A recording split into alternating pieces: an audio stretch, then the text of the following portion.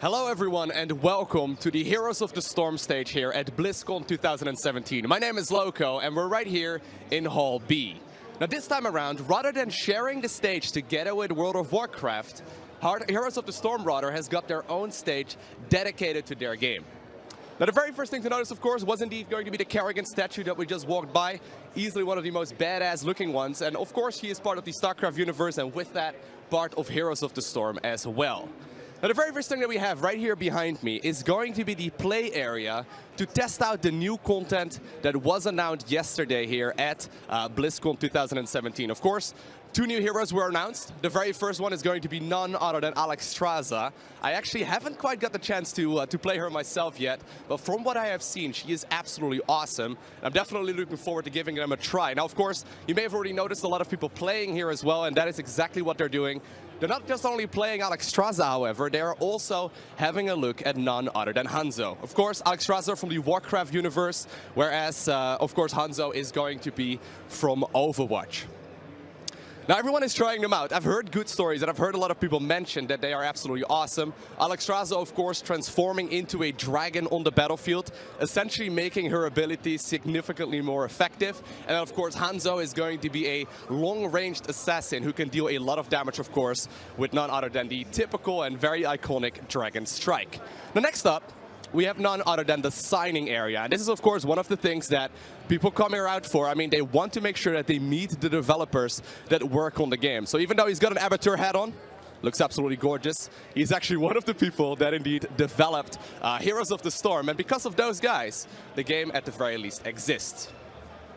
Now, obviously, a lot of people do want to take autographs with them, but besides just hosting the Heroes of the Storm content here at Hall B, there's also a lot of additional broadcasting that's being done right here from the show floor. Now, obviously, you're watching this right now as well on the All Access channel here at BlizzCon. But essentially, all of the All Access broadcasts that you have seen were broadcasted live from this page right here. Now, there's a lot of people hanging out. As you may have already noticed, we are indeed right in the middle of a, right in the middle of a BlizzCon day. But here we go. This is what you've been watching at for the most part, if you are indeed checking out the All Access channel. Now, there's two separate parts here of their stage.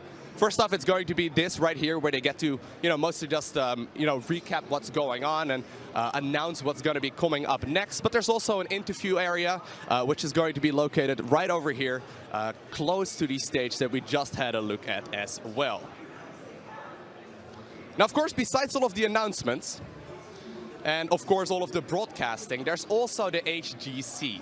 Essentially the World Championships for Heroes of the Storm that is taking place right here to my left. You'll be able to get an eye out on that for in just a second.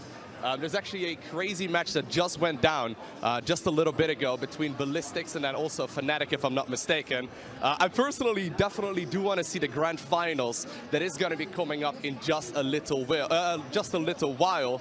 But regardless, the last thing here to note as well, on the right-hand side of this area is going to be the MLG checkpoint. The MLG checkpoint is something that I personally haven't seen before at BlizzCon, although it may have been there in the last years as well. Regardless, though, the MLG checkpoint is essentially like the All Access channel here, which is trying to recap everything that's going on at BlizzCon, but primarily focused on just esports. So if you want to watch esports, this is one of the easiest ways to stay up to date with everything that is going on at BlizzCon this year. Now, here we go.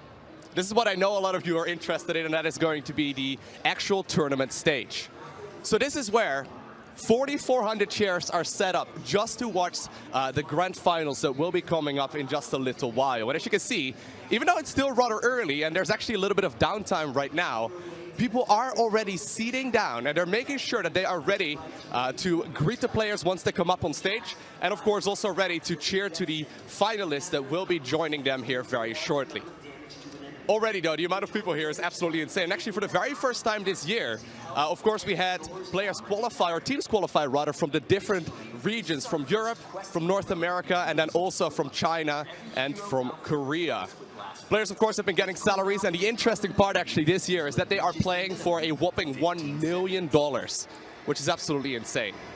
Anyway, I hope I gave you a good introduction of what the Heroes of the Storm arena looks like here at BlizzCon. My name is Lowko, and thank you for watching.